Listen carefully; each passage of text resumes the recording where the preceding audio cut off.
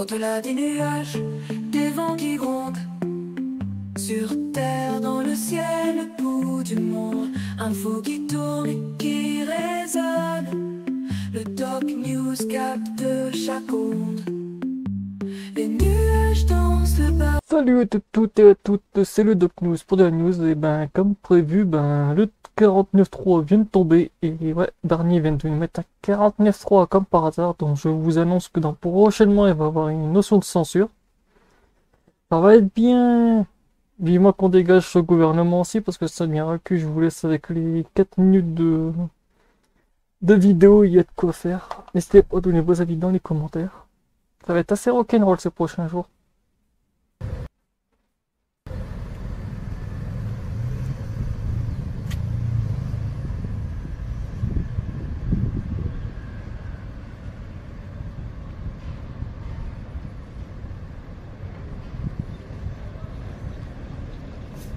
Sur le fondement de l'article 49, alinéa 3 de la Constitution, j'engage la responsabilité du gouvernement, de mon gouvernement, sur l'ensemble du projet de loi de financement de la sécurité sociale pour 2025, dans sa version résultant des travaux de la commission mixte paritaire et modifiée par les amendements rédactionnels et de coordination déposés.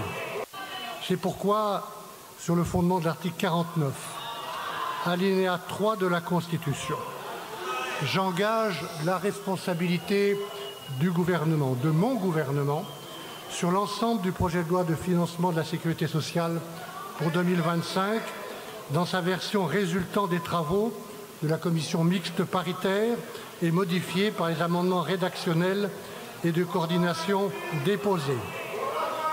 Et je le fais en appelant à la responsabilité de chacun des représentants de la nation que vous êtes, même si vous devez quitter cet hémicycle, persuadé que notre mission commune, au-delà de nos divergences, est de servir la France et les Français. Désormais, mesdames et messieurs les députés, chacun doit prendre ses responsabilités et je prends les miennes. Merci beaucoup, Monsieur le Premier ministre. Nous déposerons, au moment où je vous parle, et déposer une motion de censure. Que donc nous déposerons une motion de censure et que nous voterons la censure du gouvernement. Mais le gouvernement est allé vers vous. Mais, excusez-moi, mais le gouvernement a prévu 30 à 40 milliards d'euros de taxes et impôts supplémentaires. Nous avons été extrêmement raisonnables dans les demandes que nous lui avons transférées au nom des Français, avec le mandat que nous a donné les Français, le mandat de protection en quelque sorte qu'ils nous ont accordé.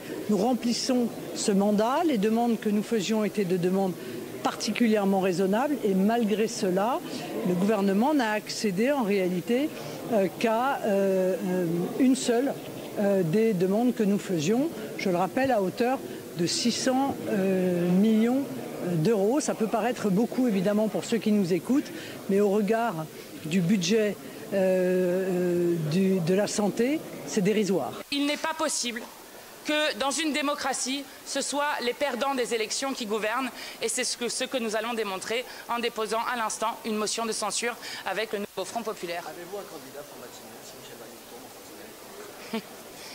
Eh bien, nous allons d'abord commencer par faire tomber ce gouvernement. Mais oui, nous avons dit à plusieurs reprises que Lucie Castet était notre candidate. Après, vous poserez la question au reste du nouveau Front populaire. Mais je vais vous dire pourquoi cette question est importante.